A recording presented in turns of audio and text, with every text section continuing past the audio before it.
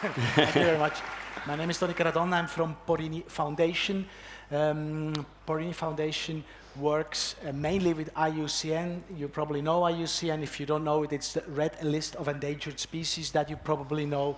So it's a global, it's a big, it's also tiny bit slow organization because you have to align interests and create consensus, and we do the innovation technology part for IUCN. So we created a blockchain collectible project a couple of years ago for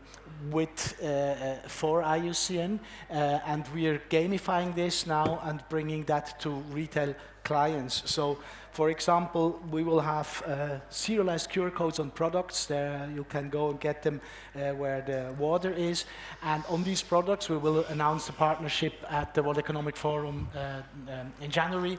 You will have a serialized QR code, and you can gamify impact. So all the users will be rewarded with impact. And we think that bridging this gap where you say, okay, for example, climate has decades, you know, or even longer if you want to act, but human brains, they want instant gratification. We're so used doom scrolling, we want impact, we want, you know, this addiction from mobile games, and so we bridge this gap where we say, okay, action takes long, but we reward users with impact, and we go out where the people are. I learned that from my son. I've been speaker at the COPs, and he says, you only do the blah blah, you should go where the people are. And I said, where are they? And he said, they're on a mobile phone playing games, and he's right. So I tried to learn from him. With Porini, we do these things, we bridge the gap, and the most important thing is this new standard. It's the Green List standard that you have probably heard. It's about protected areas globally with IUCN, and the goal is to protect only within this organization over 16% of the global landmass, and IUCN has a great standard.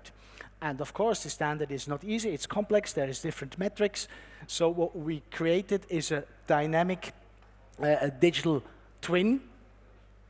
Yes, the word is blockchain, that represents that, where you can have this digital primitive that can be monetized, it can be put in marketplaces where users or corporations can pay for improving a certain level of a protected area. And this dynamic token, this will enable to fractionalize improvement. So it's not a binary decision, you are green listed or you're not green listed, but you can incremental, you can finance into incremental improvement of, for example, biodiversity of a protected area. This is the Green List Area project that we're currently finalizing the work towards the end of the year, and then we look into implementation next year. The nature collectibles for these protected areas, they're already live, and the cooperation with this gaming studio, this will be launched at the World Economic Forum in Davos. So if you go to Climate Candy, you will find these games, and you can play every level, 50 grams of CO2, for example, or a partnership that we have with the Liechtenstein Banking Association, where it's about plastic removal certificates. You can debate, of course, it's not a perfect solution, but it creates both. It creates impact, and it creates education, and we can reach the masses. So the last thing that I would like to say is, why did we start this project? The challenge is in protected areas or nature conservation, until very recently, quite often you had a big chunk of money at Christmas, a cake, and then if this foundation stops, then this protected area is in trouble. So we want to move away the financing from a cake at Christmas to a bowl of rice every day.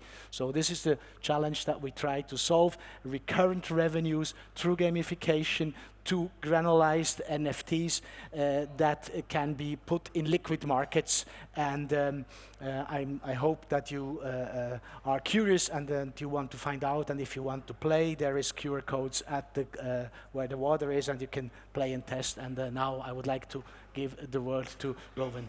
Thank you.